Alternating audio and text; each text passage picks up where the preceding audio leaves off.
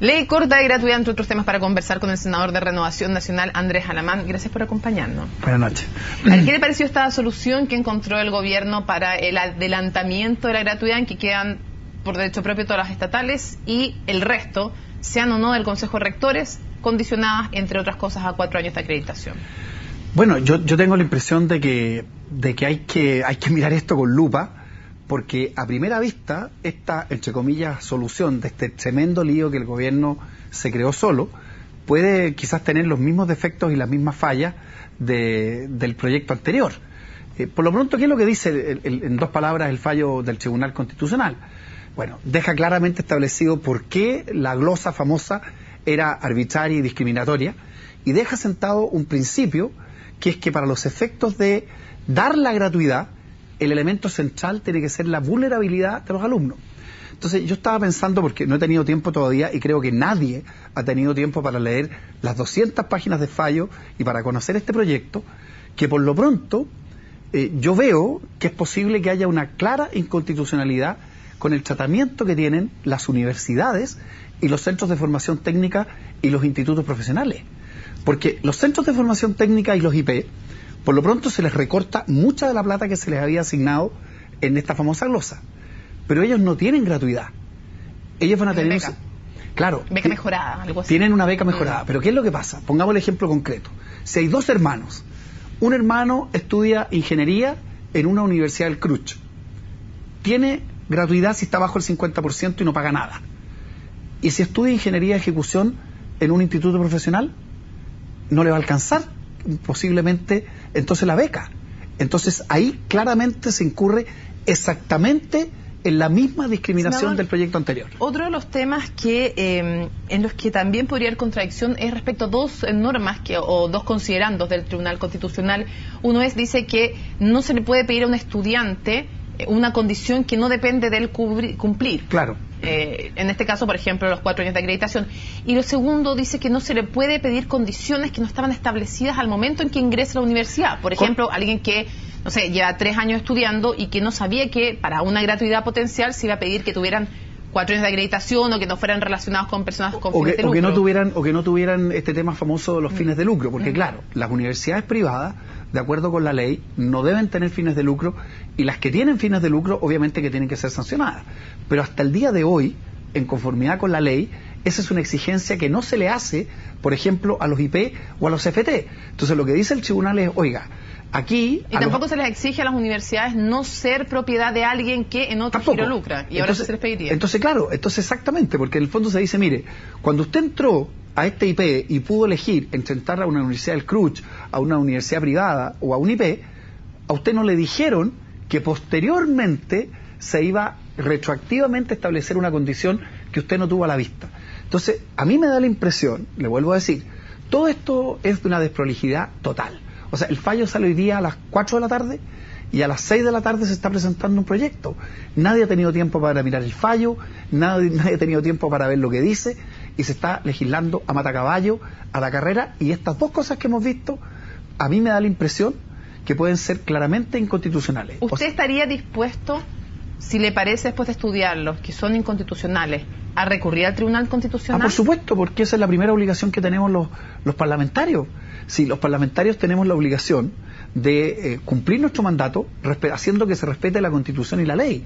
Y si yo llego a la convicción, se fija, de que en definitiva aquí se ha cometido el mismo error y la misma equivocación de la vez anterior, uno lo tiene que hacer ver para que el gobierno lo corrija, y si no, y si existen los apoyos suficientes para ir al tribunal. Pero le quiero decir una cosa. ¿Estaría dispuesto a ir al Tribunal Constitucional aunque eso complique a los estudiantes que están a punto de matricularse?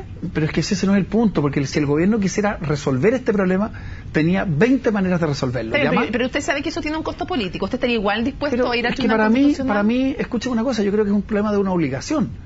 Porque si el Tribunal Constitucional es un organismo extraordinariamente importante. Entonces, se ha dicho y ha dictado una sentencia. Esa sentencia es para que, en primer lugar, el gobierno la cumpla, y no para que todo el mundo mire para el techo por los problemas que se puedan producir. Ahora, le vuelvo a decir, la propia Democracia Cristiana, para que no se piense que esto es un tema de oposición, dijo hace mucho rato que había maneras administrativas distintas de resolver este problema. Pero, senador, a lo mejor es una impresión equivocada, pero da la impresión, por la tranquilidad y la rapidez con la que se presenta este requerimiento y algunas declaraciones posteriores de algunos miembros de la alianza, que habría un acuerdo político tendiente a no ir al Tribunal Constitucional. Yo le puedo decir desde ya, acuerdo político no existe absolutamente ninguno.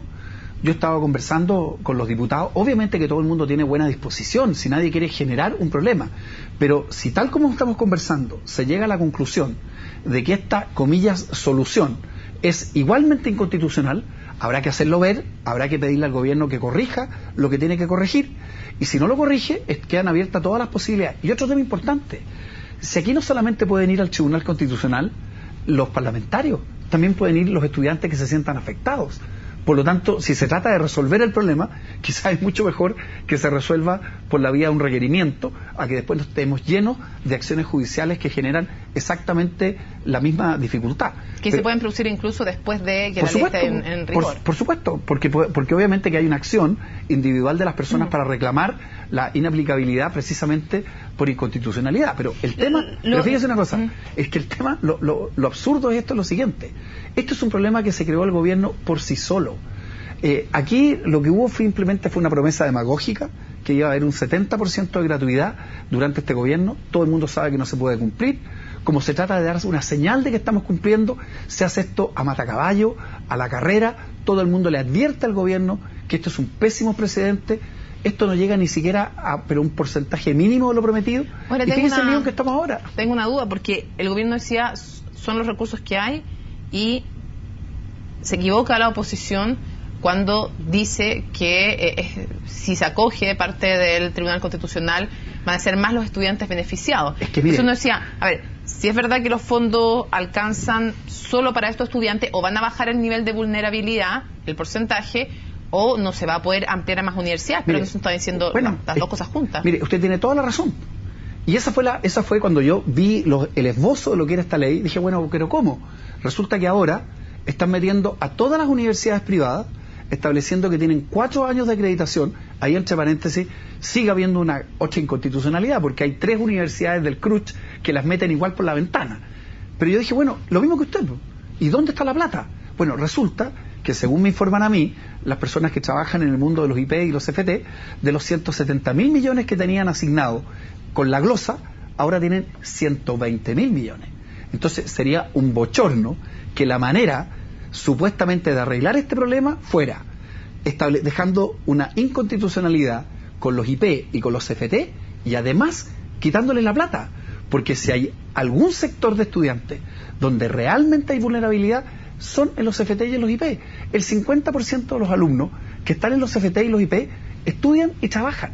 Por lo tanto, sería muy injusto que se hiciera eso. Para cerrar, después de la vehemencia con la que lo vemos como defender siempre el punto, que a usted le parece evidente además la inconstitucionalidad en base ya a los argumentos que escuchamos al Tribunal Constitucional, sería raro no ver entonces un reclamo frente al Tribunal Constitucional. Bueno, habrá que estudiarlo. Yo le vuelvo a decir, yo lo que alcanzo, yo lo que señalo es lo que yo he podido apreciar de esta lectura a la carrera que hemos tenido que hacer. Antes que se nos vaya el tiempo, brevemente, encuesta CEP. Hay 2 cosas que sorprendieron, no sé si sorprendieron, pero fueron las más noticiosas. Uno, la caída de Marco Enrique Jominami, de 9 puntos, que Giorgio Jackson sea el político mejor evaluado.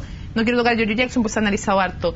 Y lo otro, que Manuel José Sandón, en evaluación positiva, que no es lo mismo que intención de voto, le esté pisando los talones a Sebastián Piñera. Me gustaría que analizara el fenómeno Sandón y el de Marco Enrique Jominami. A ver, son cosas que no tienen nada que ver. Sí, por eso, pero separadísimas. Por eso, Marco Enrique no es así, ha tenido un castigo, como se ha dicho por todos, exactamente por este tema de financiamiento irregular de la política. Es que él dice que quieren destruir su imagen, decía hoy día, y que por eso están filtrando parte de la declaración. Bueno, esto de las filtraciones se supone que se iba a terminar, pero yo creo que lo que ha sido fundamental es que quizás lo que ha requerido la opinión pública era una respuesta de su parte quizás un poco más anticipada. Yo creo que eso es lo que han coincidido todos los sectores. Y en cuanto a lo de Manuel José Sandón, él está igual que en la encuesta anterior, en una posición, yo diría, muy destacada y muy cerca de Sebastián Piñera. ¿A Marco Enrique Jominami le afecta el hecho de que esté en cuestión si recibió financiamiento por parte del ex yerno de la empresa, del ex yerno Augusto Pinochet, siendo él hijo de una persona que sufrió los rigores de la dictadura? Yo creo que eso lo afecta, eso en redes sociales está extraordinariamente fuerte, pero mire, pero esperemos también cómo sigue esto. También se suponía que Andrés Velasco esto le iba a generar un tremendo daño, finalmente se lo generó, pero no en la misma proporción, y yo diría que todo depende de cómo siga el proceso y cómo siga adelante la investigación. Andrés Alamán, muchísimas gracias por habernos acompañado en CNN Prime. Buenas noches.